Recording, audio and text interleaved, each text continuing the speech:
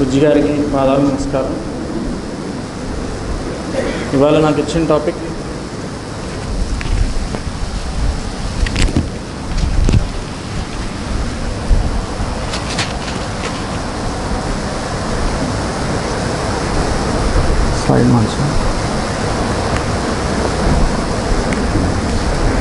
diseases of pancreas, gallbladder, liver and their causes, treatment in lines of Master K. So this is the liver. Usually it is located in the right hypochondriac abdomen ke right side upper quadrant lo untundi. So two lobes untai. So and gallbladder dani kindane untundi and pancreas behind the stomach. So this is just basic anatomy. Next slide. So what is the need to learn this అంటే ఎందుకు మనం ఇది తెలుసుకోవాలి, function కానీ anatomical structure కానీ ఎందుకని.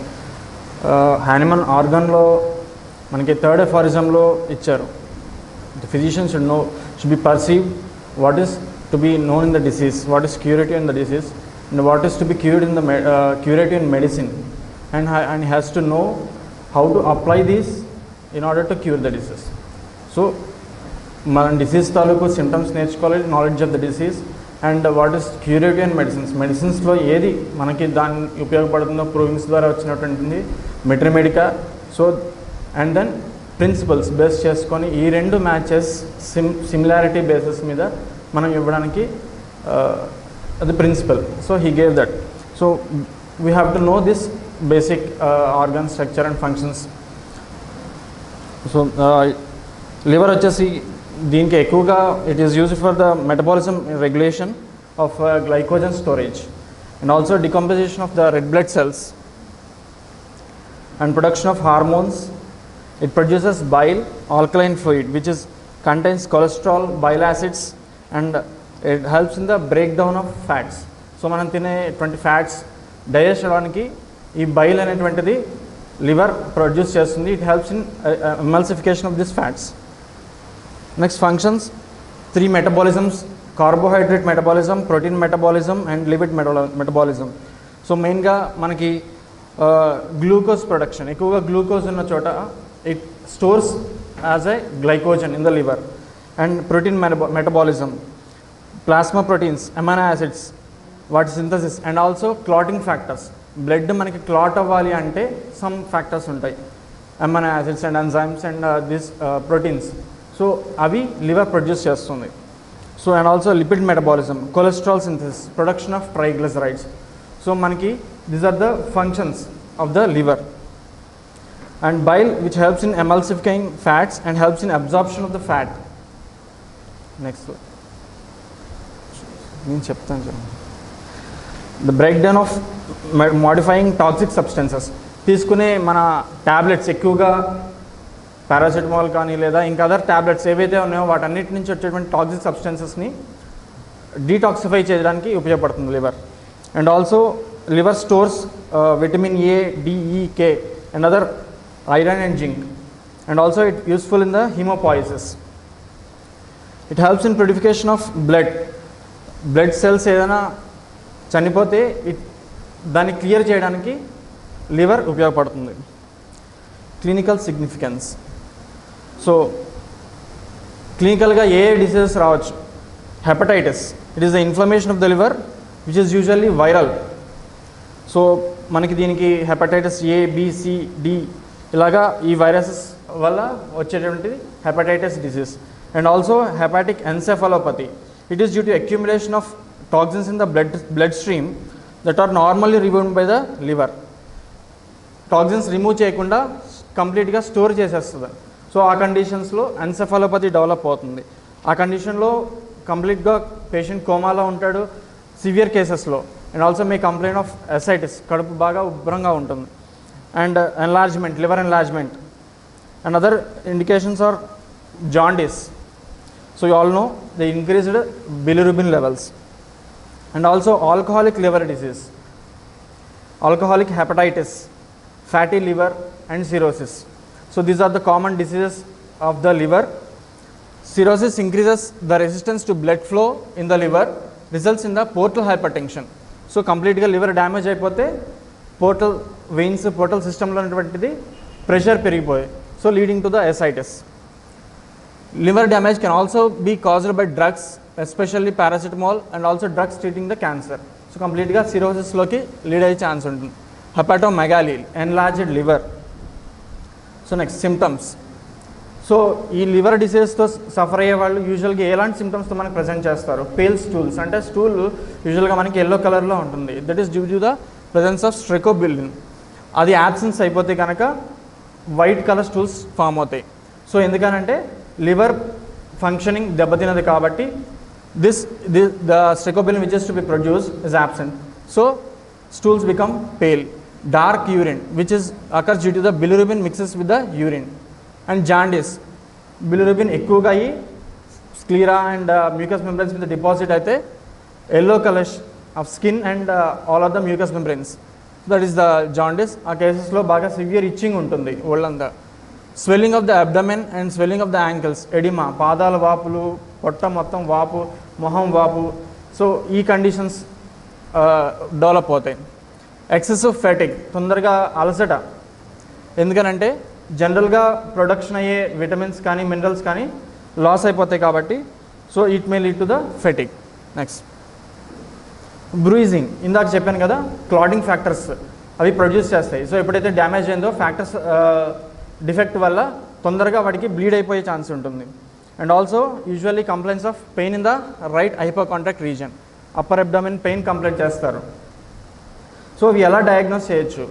So యూజువల్గా physical examination వల్ల డయాగ్నోస్ చేయొచ్చు. మనం ఎప్పుడైతే పెయిన్ కంప్లైంట్ చేస్తున్నాడో ఎగ్జామిన్ చేస్తే రైట్ ఇక ఈ రీజన్లో వీ కెన్ గెట్ పాల్పేట్ చేస్తే కనుక ఎన్లార్జ్మెంట్ క్లియర్గా తెలుస్తుంది. డీప్ ఇన్స్పిరేషన్ తీసుకొని పేషెంట్ని ఈ రీజన్లో మనం ప్రెస్ చేస్తే మామూలుగా అయితే రిబ్స్ కింద ఏది కూడా తగలదు.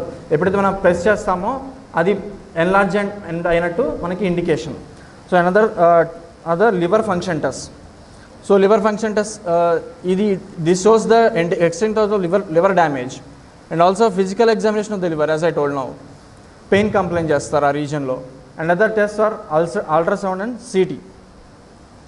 So next lab investigations. So these are the tests which are to be known. Usually albumin, bilirubin. Albumin and it denotes the functionality of the liver.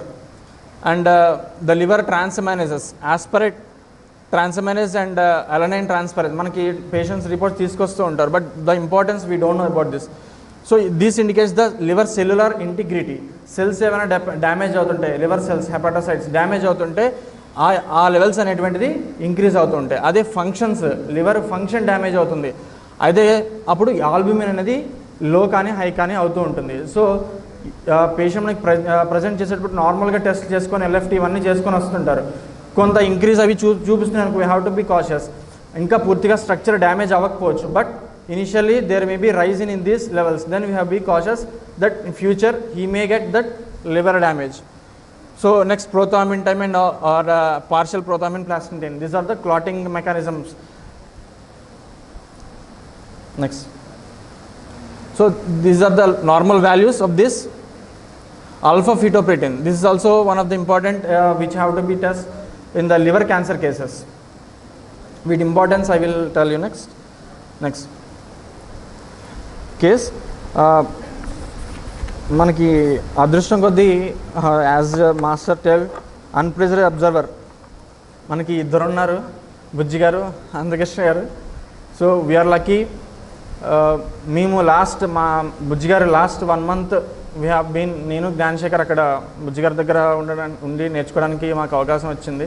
So few cases and మేము నేర్చుకోలేకపోయామని మాకు కొంచెం బుజ్జి గారు ఏదైనా తర్వాత ఉండే. ఆ తర్వాత వాసన్నయ్య మాకు చిన్న బుక్ ఇచ్చాడు. బుజ్జి గారి డెస్క్లో చిన్న పాకెట్ బుక్ ఉంటుంది, అందులో క్యూర్డ్ కేసెస్, తర్వాత ఇంప్రూవ్మెంట్ వచ్చిన బెటర్మెంట్ అయిన కేసెస్ ఆయన అన్నీ నోట్ చేసుకున్నారు చిన్న చిన్నగా. సో మాకు అవి ఇచ్చి చూసుకోండి అని చెప్పాడు అన్నయ్య. సో దెన్ ఆ కేసెస్ తీసుకొని ఆ ఫోటో తీసుకోవడం, మాస్టర్ గారు అందులో ఎలా ఇచ్చారు అవి we used to study. So one of the case I will describe. This is the case of 70 years old male, complaint of loss of appetite, loss of sleep, weakness, and case of hepatoma, hepatocellular carcinoma. So he's a complaint of constipation, short tempered, just case history starting 1-2 pages which in the description. Strong determination, dislike to postpone or to do any kind of work, overthinking about business, history of tobacco chewing, no other habits. And he noted that feels that he is healthy except sleeplessness. So these are the brief history. Next. So ఇది బుజ్జి గారు ఆ కేసులో రాసినటువంటిది before giving prescription. So అదేంటంటే this a case of carcinoma, right. So ఏం రాశారంటే explain to the relatives that we cannot give hope, only we can try. This is very important. So మన దగ్గరకు వచ్చిన పేషెంట్స్ అలాంటి కేసెస్లో కనుక కంప్లీట్గా క్యూర్ చేసేస్తామని వీ హ్యావ్ టు వాళ్ళకి ఇంకా తగ్గిపోతుంది పూర్తిగా నయమైపోతుందని మాత్రం హామీలు ఇవ్వకూడదు. అది మనం చెప్పామనేది క్లియర్గా కూడా బుజ్జిగారి దగ్గర ఎలా చెప్పేవారో, ఎలా పేషెంట్స్కి అనేది ప్రతిదీ కూడా నోట్ చేసేవారు.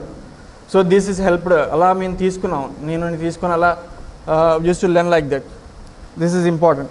అండ్ ఈ కేసులో స్టార్టెడ్ విత్ ఎక్స్రే 200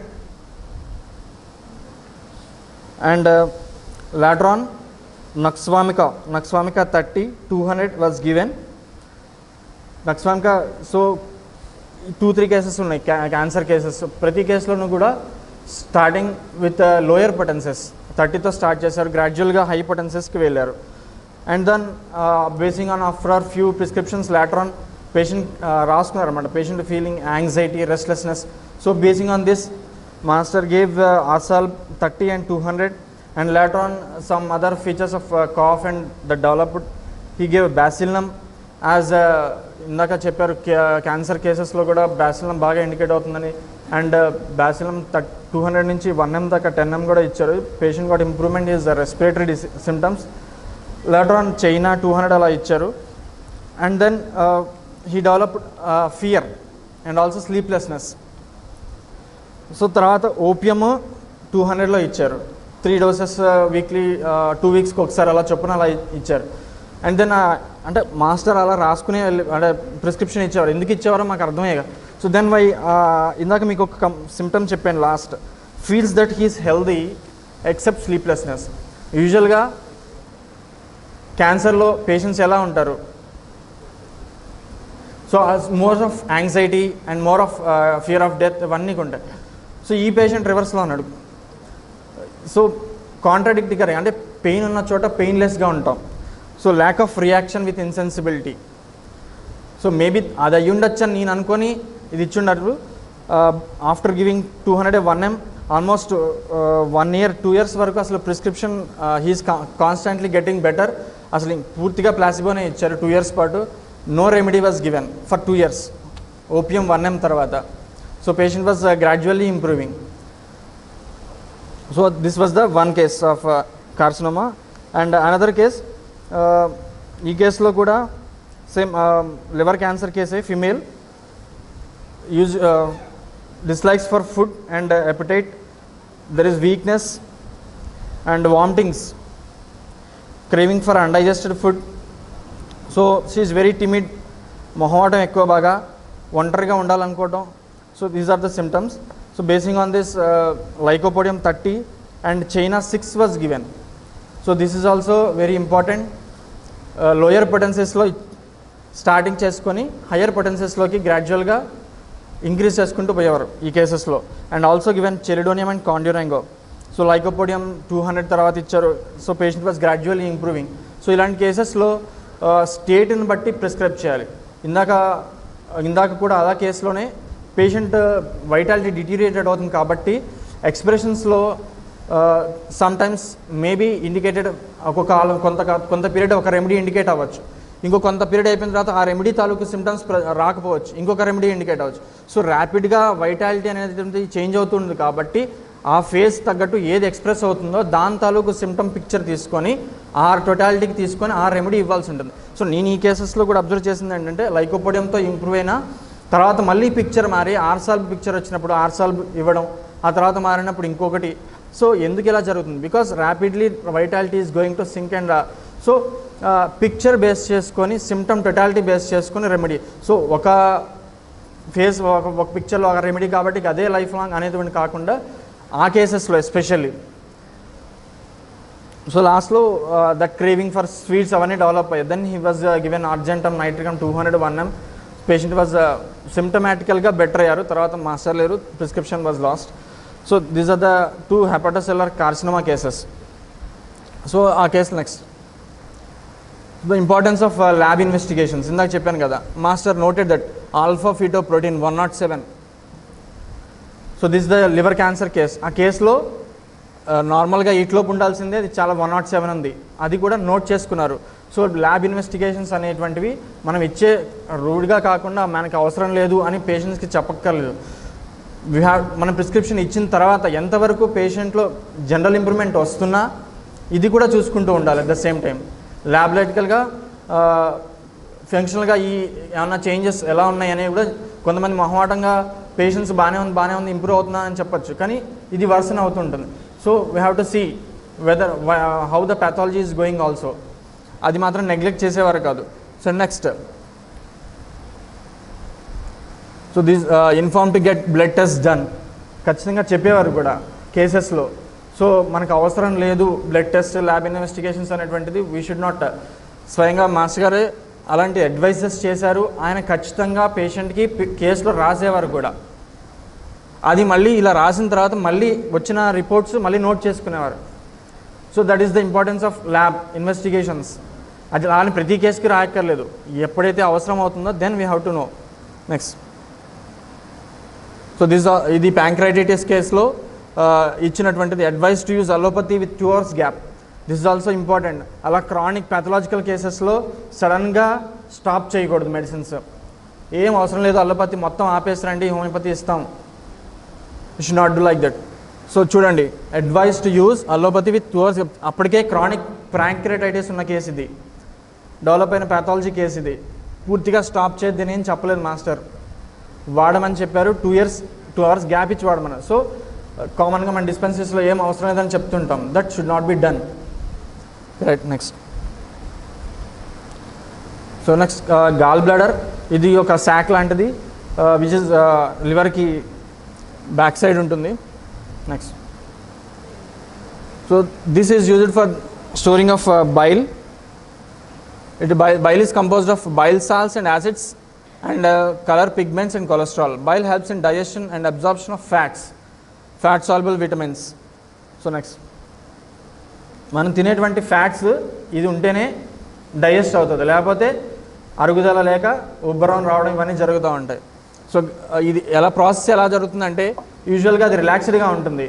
ఎప్పుడైతే మనం తింటామో ఆ తిన్నప్పుడు మన ఇంటెస్టైనల్ మ్యూకోజా అన్నటువంటిది కోలిసిస్టోకైనిన్ అనేటువంటిది హార్మోను రిలీజ్ అయ్యి అప్పుడు గాల్ బ్లాడర్ అనేది కాంట్రాక్ట్ అవుతుంది. అప్పుడు గాల్ బ్లాడర్లో స్టోర్ అయినటువంటి బైల్ జ్యూస్ డియోడినం ద్వారా రిలీజ్ అయ్యి అక్కడ మనం తిన్నటువంటి ఫ్యాట్స్ ఇవన్నీ కూడా మెటబలైజ్ అయ్యి ఎమల్సిఫై అయ్యి బ్లడ్లోకి అబ్జర్వ్ అయ్యే ఫంక్షన్ అనమాట. అది దాని ఫంక్షన్. సో ఎప్పుడైతే అది దెబ్బతింటుందో ఆటోమేటిక్గా మిగతా సిమ్టమ్స్ డెవలప్ అవుతాయి. So these are the common diseases of gall bladder. Cholecystitis, that is the inflammation of the gallbladder, and cholelithiasis, that is the gallbladder stones. These are 2 common diseases. Next, cholecystitis. It is the inflammation of అంటే వాపు, ఆ gall bladder ఏదైతే ఉందో పూర్తిగా వాపు వస్తుందన్నమాట. acute cholecystitis is caused by blockage of cystic duct by gallstone. Gall bladder నుంచి వచ్చేటువంటి ట్యూబ్ ఒక స్టోన్ ద్వారా బ్లాక్ అయితే కనుక అది లోపల ఉన్నటువంటి శాక్ బాగా ఉబ్బిపోయి వచ్చేటువంటి కండిషనే ఇది. సో అక్కడ ఏం లక్షణాలు ఉంటాయి? కామన్గా వచ్చేసి severe pain in the right abdomen, పైన పెయిన్ కంప్లైంట్ చేస్తారు. The same time nausea develop, వికారం, వామిటింగ్స్ అవుతుంటాయి, బైల్ వామిటింగ్స్ అవుతుంటాయి, కడుపు ఉబ్బరం ఉంటుంది, బెల్జింగ్స్ వస్తుంటాయి, అండ్ ఫీవర్ ఉంటుంది. సో ఈ టైప్ ఆఫ్ 2 కండిషన్స్ చెప్పాను కదా, cystitis and gall bladder stones. ఈ గాల్ బ్లాడర్లో ఉన్నటువంటి పెయిన్ యూజువల్గా అయితే కనుక it is episodic, occurring after eating fatty foods, leads to nausea or vomiting. So episodes ద్వారా వస్తూ ఉంటుంది. నెక్స్ట్ అదే కోలిసిస్టైటిస్ అయితే కనుక సివియర్ అండ్ కాన్స్టాంట్ పెయిన్ అడగాలి మనం, పెయిన్ ఎలా వస్తుంది, కంటిన్యూగా ఉంటుందా, ఆగాగా వస్తుందా? సో ఈ కొలిసిస్టైటిస్ అయితే కనుక కాన్స్టెంట్గా పెయిన్ ఉంటుంది, సివియర్గా పెయిన్ ఉంటుంది. అదే అప్పుడప్పుడు గాల్ స్టోన్ ద్వారా వచ్చే పెయిన్ ఏంటంటే క్రానిక్గా ఉంటుంది అండ్ వచ్చినప్పుడు కొద్దిసేపు సివియర్గా ఉండి మళ్ళీ తగ్గిపోతుంది. అది ఎపిసోడిక్గా వస్తుంది అనమాట. అది గుర్తుపెట్టుకోవాలి. అండ్ ఇది ఒక ఇంపార్టెంట్ సైన్. అంటే పేషెంట్ ఈ పెయిన్తో ఉన్నప్పుడు సివియర్గా ఈ రీజన్లో బాగా పెయిన్ కంప్లైంట్ చేస్తున్నప్పుడు we have to see inspiration and బాగా డీప్ బ్రెత్ తీసుకొని ప్రెస్ చేస్తే కనుక అక్కడ ఇంకా సివియర్ పెయిన్ వచ్చేస్తుంది, వాడికి తట్టుకోలేడు అనమాట. అది పెయిన్ అది ఒక మన ఎగ్జామినేషన్ టూల్ అనమాట. అల్ట్రాసౌండ్ వెళ్ళి ముందే చేసే బదులు ఇది ఒక ఎగ్జామినేషన్ చేసుకుంటే సివియర్గా పెయిన్ చేస్తాడు, ఇంకా బ్రెత్ ఆగిపోతుంది అనమాట. ఇక్కడ అంత సివియర్ పెయిన్ ఉంటుంది కోలిసిస్టైటిస్లో. ఇలా ఇన్స్పిరేషన్ చేసుకొని ఇక్కడ ప్రెస్ చేస్తే ఈ రీజన్లో సివియర్ పెయిన్ వల్ల బ్రెత్ ఆగిపోతుంది. అది one of the characteristic sign of the cholecystitis. And also jaundice. Next, so coming to the gall stones. So gall stones అనేటువంటిది గాల్ బ్లాడర్ బైల్లో వచ్చే కాంపోజిషన్లో డిఫరెన్సెస్ వల్ల కొలెస్ట్రాల్, బైల్ సాల్ట్స్ ఈ కాంపోజిషన్లో డిస్టర్బెన్సెస్ వల్ల ఫామ్ అవుతాయి. ఇది 3 రకాలు. Next, cholesterol stones, pigment stones, mixed stones 3 రకాలుగా ఫామ్ అవుతుంది ఎక్కువగా. నెక్స్ట్, కొలెస్ట్రాల్ స్టోన్స్ వచ్చేసి they are more of cholesterol ఎక్కువగా ప్రొడ్యూస్ అయినా, బిలిరూబిన్ ఎక్కువగా ప్రొడ్యూస్ అయినా అవి ఎక్కువగా డిపాజిట్ అయిపోయి గాల్ బ్లాడర్లో స్టోర్ అయినప్పుడు కొలెస్ట్రాల్ ఎక్కువగా ఉండి డిపాజిట్ అయిపోయి కొలెస్ట్రాల్ స్టోన్స్ ఫామ్ అవుతాయి. అలాగే పిగ్మెంట్ స్టోన్స్ వచ్చేసి chronic liver disease, liver cirrhosis ఆ కండిషన్స్లో పిగ్మెంట్ స్టోన్స్ ఫామ్ అవుతాయి. అండ్ వీటికి కారణాలు ఎందుకని ఫామ్ అవుతాయి? యూజువల్గా ఉమెన్లో ఎక్కువగా ఈ గాల్ స్టోన్స్ అనేటువంటి ఫామ్ అవుతాయి ఎందుకంటే హార్మోన్ థెరపీస్ వాడుతుంటారు. And also birth control pills which increase the cholesterol levels in the bile. So అవి కొలెస్ట్రాల్ లెవెల్స్ ఇంక్రీజ్ చేసి డిపాజిట్ అవ్వడానికి ఛాన్స్ ఉంది. And also family history, gall స్టోన్స్లో ఫ్యామిలీలో ఉన్నటువంటి హిస్టరీ ఉంటే కనుక it may occur. And also obesity with high BMI. Next, diets high in fat and cholesterol and low in fibre. ఎక్కువగా fatty food, oil foods తినే వాళ్ళలో ఎక్కువగా ఈ గాల్ స్టోన్స్ అనేటువంటి వస్తుంటాయి. ర్యాపిడ్ వెయిట్ లాస్, ఇది మనం ఈ మధ్య అలా చూస్తున్నాం. ఎక్కువగా బాగా ఒబేసిటీ ఉన్న వాళ్ళు సడన్గా ఒక 2-3 మంత్స్లో ర్యాపిడ్గా వెయిట్ లాస్ అయిపోతున్నారు.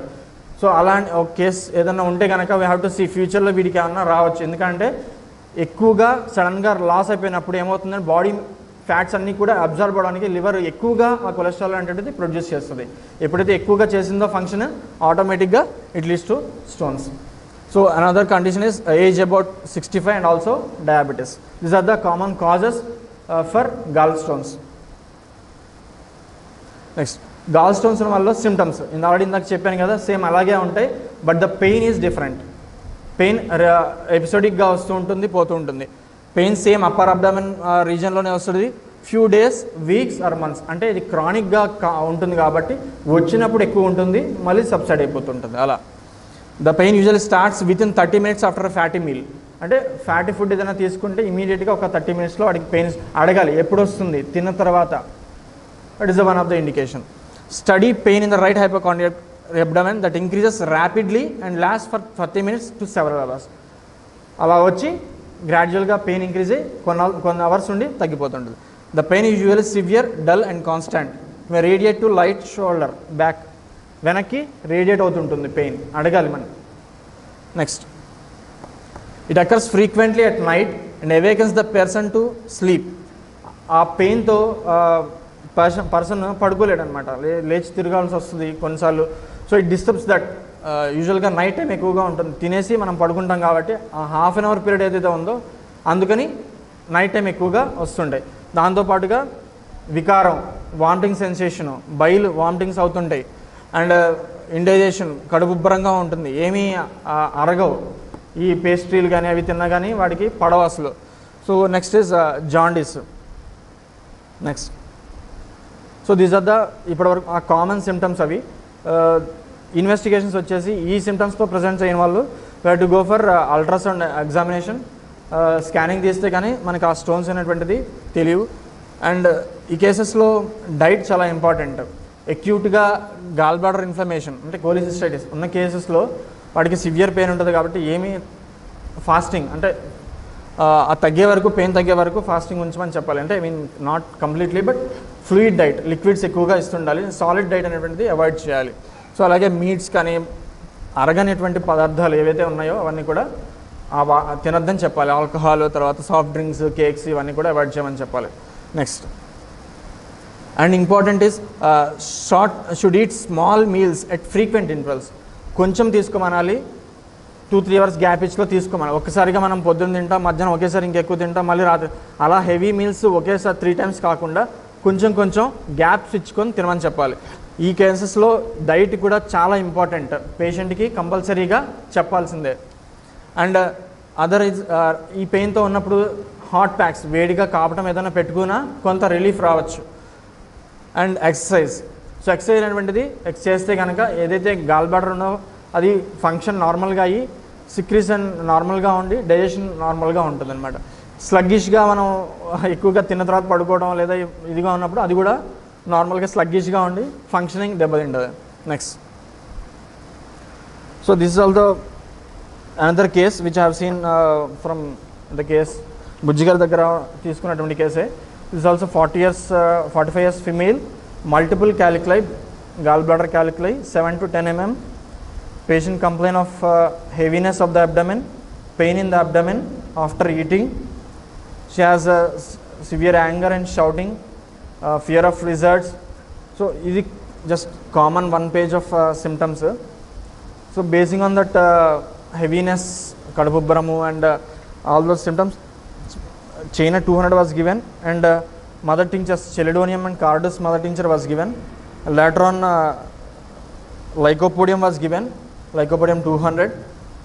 3-4 dosesతో పేషెంట్ సిమ్టమాటికల్గా రిలీఫ్ అయిందని బెటర్మెంట్ రాశారు. So this is one of the case. యూజువల్గా ఆ సిమ్టమ్స్ ప్రజెంట్ చేస్తారు, ఎందుకంటే ఇందాక చెప్పే కదా ఉబ్బరం, కడుపుబ్బరం తిన్న తర్వాత ఇవన్నీ కూడా ప్రామినెంట్గా చైనా, లైకోపోడియం, ఈ కార్బోవెజ్ వీటిలో ఎక్కువగా మనకి అదే పిక్చర్, అదే మెట్రిమెడికా, అది కామన్. దీనికి ఏదైతే common symptoms of the disease ఉందో ఆ మెట్రిమెడికాకి అవి peculiar. So this two match, అందుకనే మనకి ఎక్కువగా ఈ కేసెస్లో this type of remedies indicate అవుతాయి. Next so homoeopathic treatment in these cases. ఈ కేసెస్లో మనం ఏదైనా స్పెసిఫిక్గా కన్నా కాన్స్టిట్యూషనల్గా హోలిస్టిక్గా ఇవ్వడమే, ఇండివిజువలైజింగ్ చేసి ఇవ్వడమే కరెక్ట్. అలాగే చేశారు మాస్టర్ కూడా. So mental symptoms and all general symptoms తీసుకొని ఇవ్వడమే. It will be chronic treatment, it will go in a right direction. స్పెసిఫిక్గా ఇచ్చిన టెంపరీ రిలీఫ్ ఉంటుంది, స్పెసిఫిక్ రెమెడీస్ చాలా ఉన్నాయి, but it will give only temporary relief. So chronic pathological కేసెస్లో we should be start with, మనకి already ఇందా case కూడా చెప్పాను, డైరెక్ట్ లైవ్ కేసు. చైనా 6 ఇచ్చారు బుజ్జి గారు, లైకోపోడియం 6 ఇచ్చారు, మెర్క్సాల్ 6 స్టార్ట్ చేశారు. సో అలా బాగా ప్యాథలాజికల్గా కేసెస్ ఉన్న వాటిలో లోయర్ పొటెన్సెస్తో స్టార్ట్ చేసి దెన్ 30, 200 అలా ఇంక్రీజ్ చేసుకుంటే పోయేవారు. So that is one of the we have to learning point. Next so these are the other remedies frequently indicated, few commonly remedies, belladonna, berberis, bryonia, calcarea, cardus, carbovec, chamomilla. So ఇవన్నీ స్టేట్ని బట్టి ఇవ్వాలి. Belladonna state, ఆ పెయిన్తో ఉన్నప్పుడు వాడు ఎలా ఉంటాడు, red congestion, severe anger, టచ్చింess, అవన్నీ. Bryonia అసలు ముట్టుకునేది, కదలకూడదు. సో జస్ట్ ఆ పెయిన్ ఉన్నా కానీ ఆ పెక్యులర్ నేచర్ ఉందా లేదా వాళ్ళలో, ఆ పర్సన్ ఎలా ఉన్నాడు అనేటువంటిది చూడాలి. సో ఈ బేసిస్ మీద కామన్గా క్యామమిల్లా వాళ్ళు అదే పెయిన్, కొలెసిస్టైటిస్ ఉండొచ్చు, but the behaviour of chamomilla is different from the pulsatilla pain. వాడు ఎలా రియాక్ట్ అవుతున్నాడు ఆ పెయిన్కి. సో కాపల్స్టిల్లా వాళ్ళు మూలుగుతూ ఏడుస్తుంటారు, క్యామమిల్లా వాడు ఏడుపు అదే పెయిన్కి వాడి తాలూకు నన్ను చూడాలి, నన్ను పట్టించుకోవాలన్నట్టుగా గట్టిగా ఏడుస్తుంటారు. సో అదే పెయిన్ ఉండొచ్చు, బట్ వాడు ఎలా ఉన్నాడు, ఆ పేషెంట్ తాలూకు నేచర్ ఎలా ఉంది ఆ పెయిన్కి, basing on this we have to prescribe. But these are the common remedies. China, chionanthus, colocynth, dioscorea, ఐరిస్వర్, lycopodium, natrum sulf, nux vomica, veratrum. So few remedies we will discuss. Berberis vulgaris, it is indicated usually manam lower potencies lo istam, but this is also prominent remedy. దీంట్లో peculiarity ఏంటంటే symptoms అనేటువంటిది ర్యాపిడ్గా change అవుతుంటాయి, pain ర్యాపిడ్గా change అవుతుంది. ఇక్కడ pain సివియర్గా ఉన్నటువంటిది సడన్గా కొద్దిసేపు ఇక్కడ అంటాడు, మళ్ళీ ఇక్కడికి రేడియేట్ అవుతుంది, ఇక్కడ నుంచి చేంజ్ అవుతుంది, మళ్ళీ ఇక్కడికి అంటాడు, అలా పెయిన్ చేంజ్ అవుతూ ఉంటుంది. అండ్ ఆల్సో పెయిన్ ఒక చోటు నుంచి ఇంకొక చోటికి రేడియేట్ అవుతుంది. వెనక యూజువల్గా మనకి లివర్ అదే కిడ్నీ స్టోన్స్లో ఇండికేట్ అవుతుంది ఎక్కువగా, ఎందుకనంటే ఇక్కడ ఉన్నటువంటిది పెయిన్ ముందుకు వస్తూ ఉంటుంది. అలాంటి రేడియేటింగ్ టైప్ ఆఫ్ పెయిన్స్ ఆ క్యారెక్టరిస్టిక్ సిమ్టమ్ ఉన్నప్పుడు బెర్బెరస్ పనిచేస్తుంది. And symptoms alternate. థర్స్ట్ ఉంటుంది కొద్దిసేపు, మళ్ళీ థర్స్ట్లెస్నెస్, ఆకలి వేస్తుంది అంటాడు, మళ్ళీ తినబుద్ధి కావట్లేదు అంటాడు. So this alternation is a prominent seen in the Berberis. Next, jaundice, constipation, diarrhea and clay colored stools, white ga untai stools. Sharp pinching pains in the liver which come suddenly with great severity. These pains last a moment and pass away. So indaka ఆ pain characteristic ఏదైతే common of the డిసీజో ఈ తాలూకు symptoms picture బెర్బెరస్ vulgaris materia మెడికాలో ప్రూవింగ్లో వచ్చాయి కాబట్టి ఎక్కువగా ఇది match అవుతుంది. అందుకని ఆ కేసెస్లో ఎక్కువగా ఇలాంటి రెమెడీస్ ఇండికేట్ అవుతాయి. So this the pains are spasmodic, increase in intensity and diminish but do not let up entirely. So కంప్లీట్గా తగ్గవు, వస్తుంటుంది, వచ్చినప్పుడు ఎక్కువ ఉంటుంది, మళ్ళీ తగ్గుతూ ఉంటుంది. Next lycopodium, as we discussed. So this lycopodium picture, extreme lack of confidence, aversion to undertaking new things.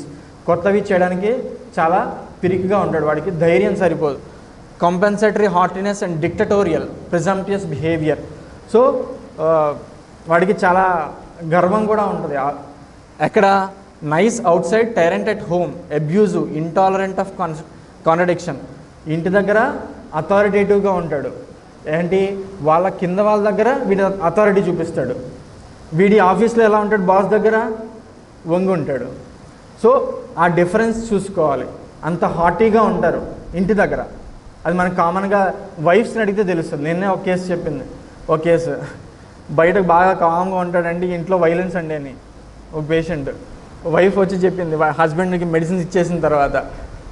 So యూజువల్గా అది మనకి పేషెంట్ డైరెక్ట్గా వచ్చినప్పుడు మనకి పల్స్ స్టిల్లా అలా కనిపిస్తాడు, కానీ ఇంట్లో వాళ్ళని అడిగితే తూజా ఇలాంటి కేసెస్లో ఇలాంటి లైకోపోడియం కూడా వాళ్ళ ఇంటి దగ్గర వాళ్ళ కింద ఉన్న వాళ్ళ మీద ఎక్కువగా అథారిటీ చూపిస్తారు. సో ఫియర్స్, షన్స్ రెస్పాన్సిబిలిటీస్, వాడికి కాన్ఫిడెన్స్ ఉండదు కాబట్టి రెస్పాన్సిబిలిటీ తీసుకోవడానికి జంకుతాడు. Right sided complaints, radiate from right to left, change అవుతూ ఉంటాయి. ఈజీ సెసైటీ అంటే కొంచెం తినగానే కడుపు నిండిపోతుంటుంది వాడికి.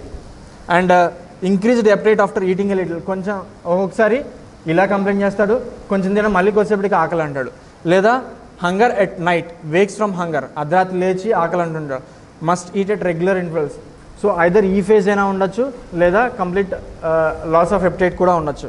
నెక్స్ట్ ఎసిడిటీ, బ్లాటింగ్, కడుపుబ్బరం. మనకు తెలిసింది లైకోపోడియం నార్మల్ పిక్చర్, కడుపుబ్బరం ఉంటుంది. యూజువల్గా ఈ సిమ్టమ్స్ అనేటువంటిది సాయంత్రం పూట ఎక్కువ అవుతుంటుంది, 4 to 8 PM. So unusual craving for sweets and drinks. Next chelidonium is it's also same, దీని తాలూకు సిమిలారిటీ ఉంటుంది లైకోపోడియం కూడా, but it is not impressed by authority. వీళ్ళు చాలా లైకోపోడియం వాళ్ళు కోవర్డేజ్గా ఉంటారు at home, but children is dominant outside the house also. And sense of right and wrong, strong minded, they are more practical, skeptical, they can be convinced with physical proof only.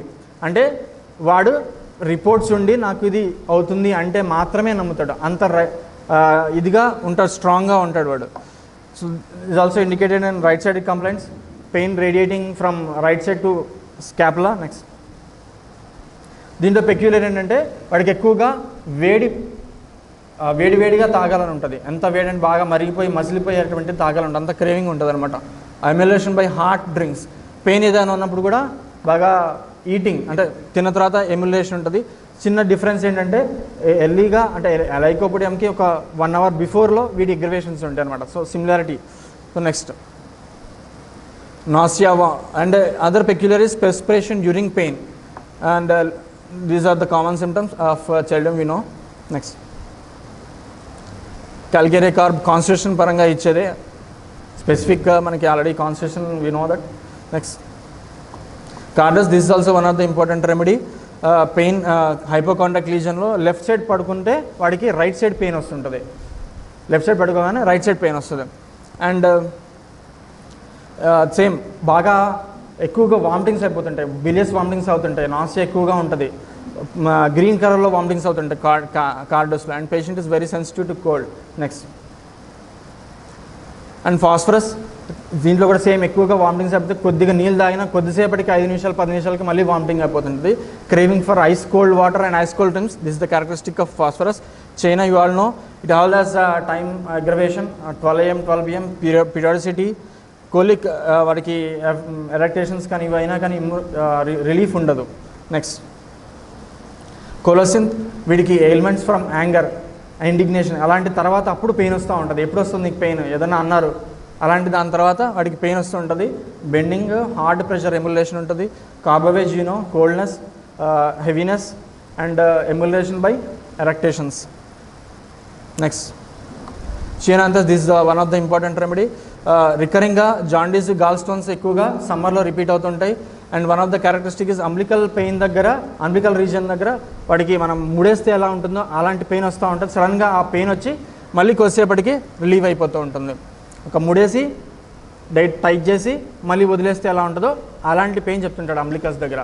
Is a very important remedy for this, especial indicated in the malarial districts. అంటే ఈ చోడవరం కానీ ఇలాంటి cases, Bhadrachalam వాళ్ళలో ఎక్కువగా malaria ఉండి liver enlargement, spleen enlargement కేసెస్లో, hypotrophy వచ్చిన కేసెస్లో ఇది లోయర్ పొటెన్సీస్లో ఇవ్వచ్చు. Next cholesterol, this are the specific remedies. మనకి ఇంకే పేషెంట్స్లో ఏం సిమ్టమ్స్ లేవు, ఎలాంటి కండిషన్స్ అంటే పెక్యులారిటీస్ లేవు, just this also very specific remedy. Pain comes suddenly and go suddenly. Important is profuse urine before the attack. Pain వచ్చే ముందు విపరీతంగా యూరిన్కి వెళ్తాడు, యూరిన్కి వెళ్ళి ఆ తర్వాత పెయిన్ వచ్చేస్తూ ఉంటుంది. So this the indicated remedy, well selected remedies indicate అయ్యి పని చేయకపోతున్నా కానీ ఈ రెమెడీస్ ఇవ్వచ్చు.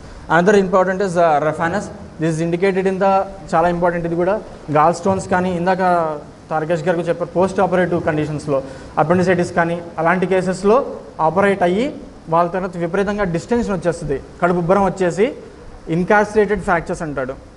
ఆ పెయిన్ పొట్టంతా ఉబ్బిపోయి ఎటు పోదు, పైకి రాదు కిందకి రాదు, మొత్తం ఉబ్బిపోదు, ఫుల్గా హార్డ్ అయిపోద్ది అనమాట.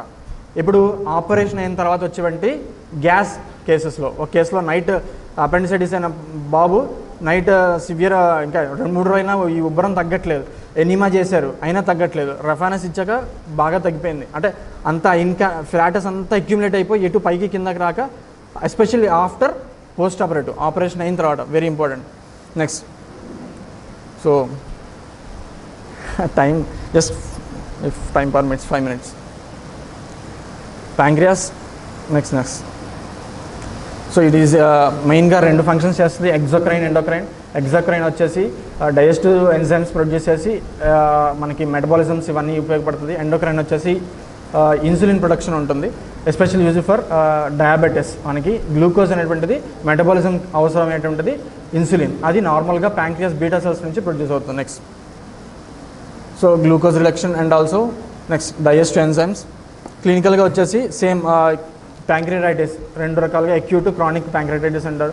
ఈ ఇన్ఫ్లమేషన్ వచ్చేస్తుంది ప్యాంక్రియాస్, సివియర్ పెయిన్, అది కూడా వామిటింగ్స్ అవుతాయి. అండ్ పెయిన్ తాలూకు క్యారెక్టరిస్టిక్ వచ్చేసి సెంటర్ ఆఫ్ ద అబ్డమెన్ ఉంటుంది, it radius to back.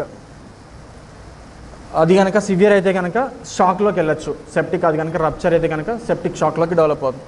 Next ఈ కేసెస్లో మనకి బ్లడ్ టెస్ట్లో amylase, pancreatic enzymes amylase, lipase ఎక్కువగా ఇంక్రీజ్ అవుతాయి. ఇది క్రానిక్ వచ్చేసి రికరెంట్గా అక్యూట్ వచ్చే వాళ్ళలో, క్రానిక్గా ఆల్కహాల్ తీసుకునే వాళ్ళలో ప్యాంక్రియాటైటిస్, క్రానిక్ ప్యాంక్రియాటైటిస్ డెవలప్ అవుతుంది. This abdomen pain character will be by sitting forward are drinking alcohol. వాడికి అంతగా ఎడిక్ట్ అయిపోతాడు అనమాట.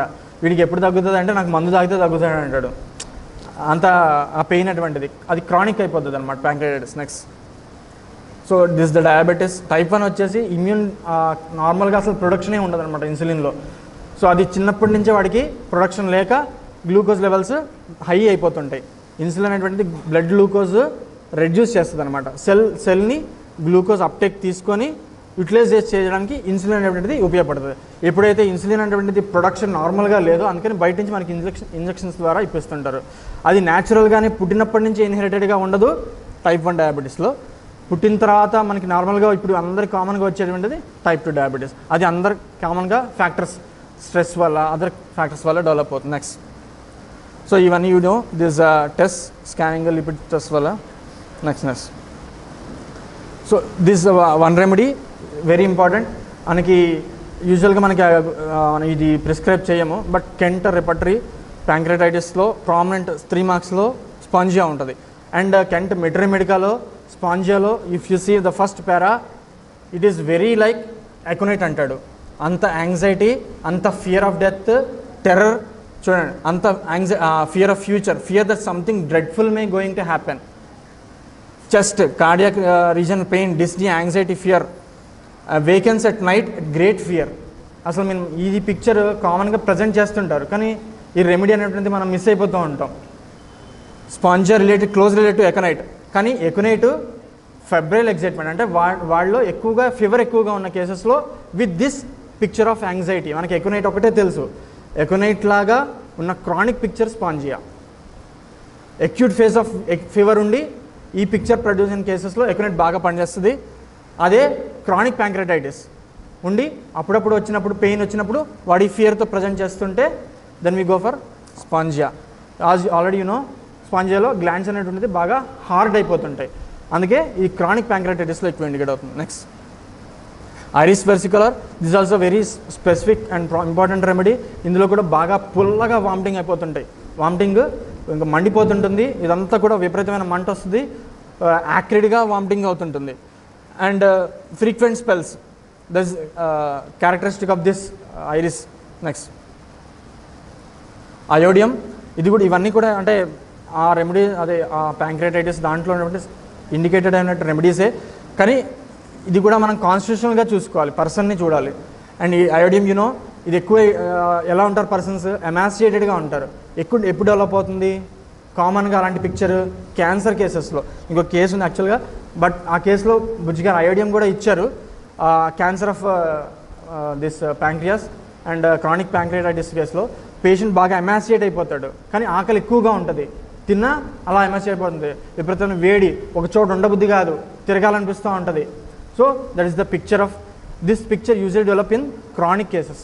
So that is the indication. Next phosphorus బాగా తొందరగా ఎఫెక్షనేట్గా ఉంటారు, సింపాథెటిక్గా ఉంటారు, కలుపుగోలుగా ఉంటారు.